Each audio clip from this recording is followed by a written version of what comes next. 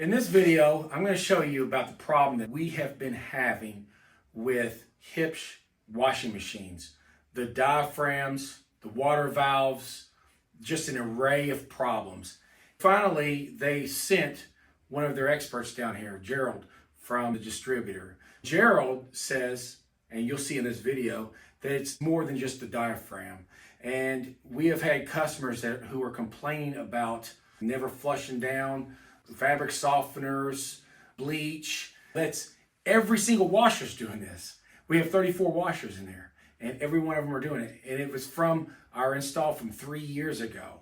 That's pretty much unacceptable. So they finally sent an expert down, and in this video, you'll see some of the things he's going through. I don't have the luxury of getting Keenan down here from Peoria, Illinois, to show us what to do. I can work on some stuff, but I'm not an expert. I do not have the time or energy to sit here and go through this step by step to see what the problem is. Program or rapid. Okay. But you're going to go to diagnostic. Okay. And then you're going to go up or down. Oh, you're going to go to, you have to enter diagnostic. Enter diagnostic. Then you can go up or down. It's actually a little shorter to go down to 24. I mean, you can keep trying until you see purge. Okay. Okay, so when it says purge, you have to have the door locked. Hit start. It says flush. So it flushes. Okay. You have to wait. So you can actually program the machine to do this at 3 in the morning. So, wow, that's way better. That's actually better than it was. Good water flow. So I've made a difference, but right now all of them are on. But you can see that one's not making it. See in that hole? Yes, I do. See the water? It's not making it a fluid. Oh, so if I turn these off, then it does. but just barely. Barely. It's just barely making it through. That's not as good as it's supposed to come through. It's supposed to come through better than that. So look how slow that one's even barelier than this one. So if I turn this one off too, then this is the only one on. It's still coming in slowly. It's just the one down. I don't know what's going on. Are these diaphragms that's causing all this? No. That one has a brand new diaphragm. These two diaphragms are brand new. So everything, the diaphragms involved in this one are new. Now they weren't bad. So what could be causing this? I don't know yet. I thought it was these little restrictors were stocked up. I thought it was the hose washers being crammed up in there. I thought it was 100%. So now, what I was telling you before though is when it's in purge, all of them are on. But if you want to know whether you've got a problem with hot or cold or whatever, you just unhook the cold. Now the only thing on is hot. Ah, okay. So in order to get water out of any one of these, you have to have one of these, hot and cold. This is hot. This is cold. So now I put the cold back on, turn the hot off. So now we've got, so now if one of these isn't putting any water in, you can narrow it down by turning off everything but that one. I see. But once you know if you got hot and cold, then you can narrow it, then these are the ones in the next stage. You have to have one of these at least. But when it's in purge, they're all on, including these over here. So I can turn those off too. So now all of the water is coming through this. Now that's about, oh, I just cut off. That's about how much it should be coming. But did you hear it still whistling? I did, yes. I don't know why it's whistling. What is whistling? I'm going to take it back apart again, I guess. But That's interesting. I've never had this much problem on one of these valves. But even so, none of them seem to have as good a pressure as they should. None of these pockets. So if you take these restrictors out, some people get water splashing out of this back here because it comes through those front two so fast, it shoves it right back to this hose and it hits the back and splatters up. I see. This is not even coming close to that, and I pulled the restrictors out already. Would it be the restriction from the reducing the hose back to That's what I was going to say, the next thing I'm going to try, but it shouldn't be, since the only water that was on just now was going into this valve. Wow. It was the only water that was on. And there's not much pressure. These were not on. So all of the volume that was filling the machine before, flushing these before, was all going into this, and it wasn't going in very well. I mean, on the smaller machines, these fill the machines. These still don't fill the machines on the smaller machines. Okay. These will never cause inflow. They just cause you to get people pissed that you didn't flush. Because it doesn't flush the detergents So down. the next thing I got to see is it something here maybe? I don't know. I'm I've been here the whole time on this machine. restrictor in there. Is there a restrictor in there? Yeah, there's a restrictor in there.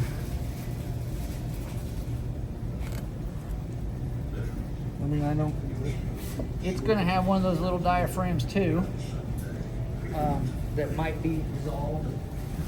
Oh goodness. So there's a restrictor in there, and it has a diaphragm. It could be dissolved. Yes, I did. I heard it whistling. Out, but I'm going to try and get through it. Yeah, okay, the rubber's there.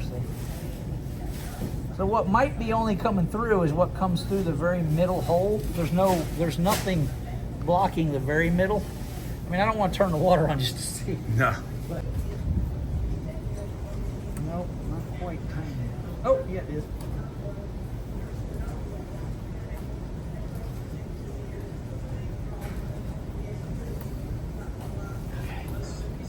I'm just going to try and screw that diaphragm up. The whole thing. Which is fine, I guess.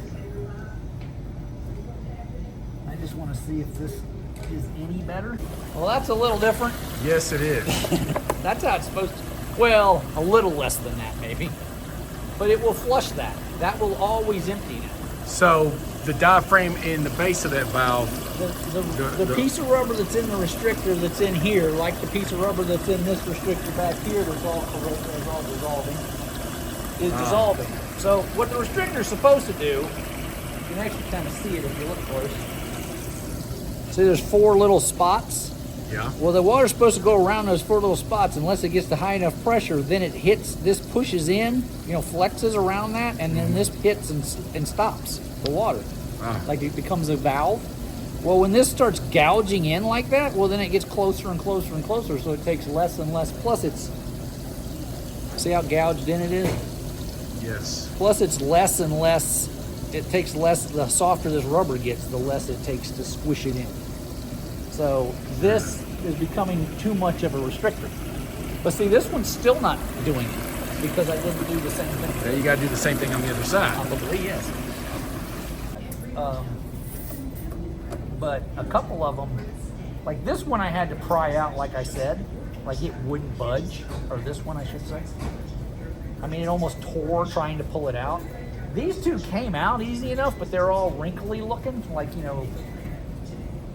like puckered.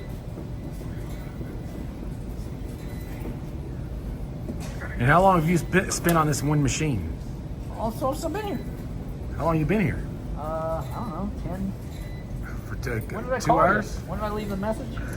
Oh my gosh, it's 11:30. I guess so. You've been working on this over an hour and a half on just one machine.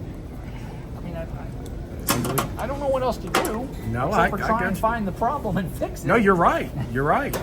It's amazing that I mean, I can see that I didn't fix it yet. I can see that. And, I can see that this was wrong and I thought that was it. I can see this is wrong and I thought that was it. But I can also see when I get done that it still ain't working.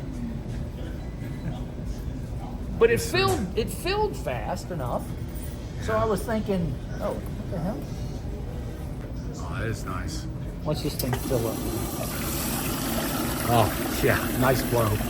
And that's all valves on right now. So sometimes, like I said, you can't get these to fill up real good with any of these other, because these don't. So even after this thing quits flushing this, it'll flush these individually anyway, because it gives them more water. So watch, if I turn these off, how much more water comes in those? Yeah. You see what I'm talking about? So when they flush anyway, even with all 4 valves on, you're good. So I don't think I need to change those. Okay. Thanks. Good. No more whistle either. No, I don't hear a whistle. No restriction. Well, I mean, we know what's causing this quite a bit. So, I mean, this wasn't coming in very good, either one of these. And here's the other thing that's weird, because this is hot and this is cold. Right now, hot and cold are both going in that manifold, but since it's so much easier for the one that's here to go straight ahead and the one that's here to go, this is cold right now and this is hot right now. Even though they're both going into the manifold, and if I turn either one of them off, now both of them are cold. But you'll have somebody, if they reach up in there when they're putting in warm, this is putting in hot. Well, no, it's putting in hot and cold.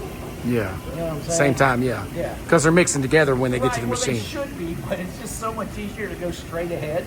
Yes. That these two get whatever the hot valve, and these two get the cold valve when it's on warm, which doesn't matter, but that's just what ends up happening. Yes. It's kind of comical, but all right, we'll see it. It's barely making it in. Barely even making. Same problem then, isn't it? Oh, probably. Barely even making it. Could be those bottom two valves there. So all four of those valves are open. Now, here's how you find out if both your hot and your cold are working. Well, your hot's not working. Huh. I just turned the cold off and nothing's coming. So we might get a little bit more when they're both on, hot and cold both are on. But that doesn't matter. If you know, it will flush just hot and just cold through these. I don't know how it just, like if you have it on hot, it just flushes hot, you know. So, Oh, goodness. but right now, as you can see, there is no hot. This valve is bad.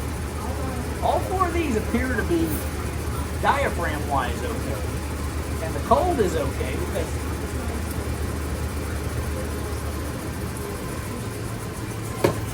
it's not great.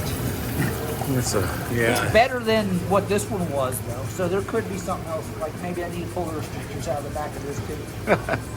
But how much is coming in this? Uh-oh. No, that doesn't come in here. That goes to the tub. Oh, it's not going in the tub? I don't think your hot's going in the tub. That's why I'm getting complaints. If it is, it's real slow. I don't hear anything. I can hear it, but it's dribbly. Let's see what the cold sounds like. So that's the cold. It's a lot better.